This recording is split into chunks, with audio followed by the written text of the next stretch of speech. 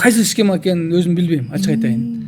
Кайсы схема жөнүндө сөз болуп атат же болбосо эми азыр угуп аткан адамдар айтышы мүмкүн, кантип эле ушунча жылдан бери ушул системада аралашып жүр, схеманы түшүнбөсүн. Чын, бул жерде схема дегенде эми бир кандайдыр бир өзгөчөлүктөр же мүмкүнчүлүктөр жөнүндө айтылып аткан болушу мүмкүн. Бирок мен өзүм кирип ошол схеманы түшүнүп же болбосо ошого аралашып көрбөгөн үчүн мен буну айта албайм, ачык айтканда.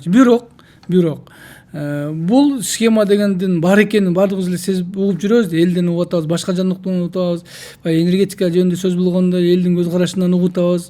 Анан мен ушул кызматка келип атканда дагы, баягы сүйлөшүүлөр болуп атканда дагы мага эң бирден бир тапшырмалардын бири да ушул болгон.